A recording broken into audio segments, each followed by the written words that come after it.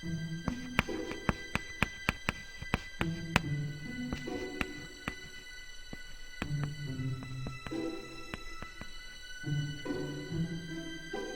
best to say this? Understand that I'm not the kind of person to sit in front of a microphone and believe that what I think will have any profound meaning to your lives. But you see, although what I have to say may upset a few of you, a few months ago I had one of those life-changing moments that forced me to realize that I've made a lot of stupid mistakes in my life. And you know what they say, make films about what you know. The problem was, why should the thousands of you now watching this believe me when I say that video games were to blame? Understand that I've played video games my entire life, starting with Atari and Nintendo, right up till just a few months ago. Over the years, I could only calculate that I've lost thousands of dollars and tens of thousands of hours of my life to them. But when I considered their effect on my life, I had to face the fact that years of gaming had not made me smarter, and button mashing had not improved my reflexes. I was not a kung fu master, I couldn't properly swing a sword, and in a zombie apocalypse, I probably wouldn't last 5 minutes. We often forget that video games are entertainment. That means beyond making you feel good, they have no lasting value. Regardless of how important it may feel to you, there is no place on a resume for Xbox achievements. The real pain behind my years of video game addiction was that I never realized their true cost. Sure, it was just a few hours here or there, but over 3 decades, I'm not just sickened now by the amount of my life I've spent, but more so by all the important stuff that I willingly pushed aside to make time for games.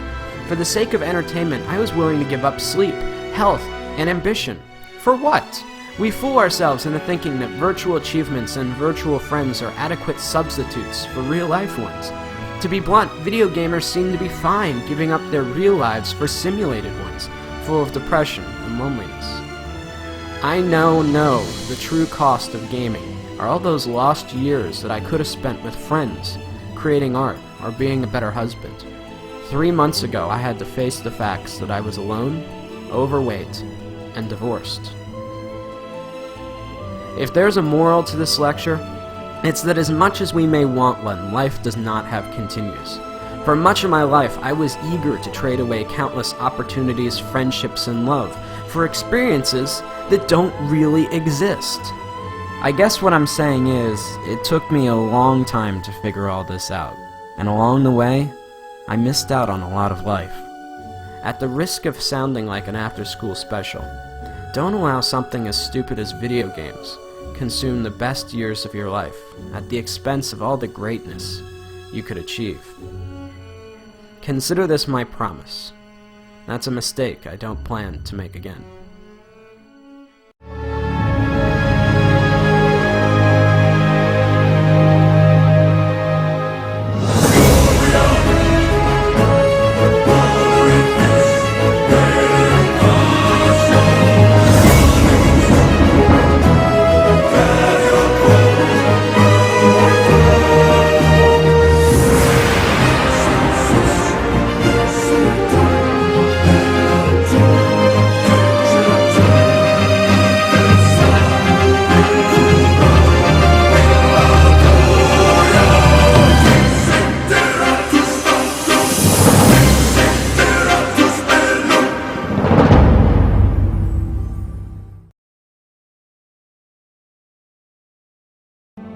Now, I know a lot of you are going to be angry or confused over the things that I'm saying.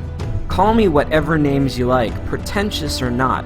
Understand that while I don't hate video games or the people that make them, I'm still worried about their overwhelming negative effects that they've had on my generation. But halfway through animating this film, I came across a documentary about the Penny Arcade Convention, and that's when it hit me.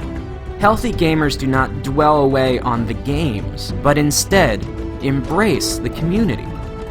While there may not be value in the games themselves, anything that brings people together and builds communities that embrace who you really are can't be half bad. As I scan through the images of very different people, all united by a common interest, it gives me hope that something good may still come out of all this. We are the first generation forced to find a balance between letting technology improve our lives or risk allowing it to dominate us. In reality, does Warcraft or Facebook improve your social life, or are you sitting at home, alone? Either way, the only thing I know is that I'll never find out sitting alone in front of my TV, and neither will you. Whatever you choose, remember, in this game, you only get one life.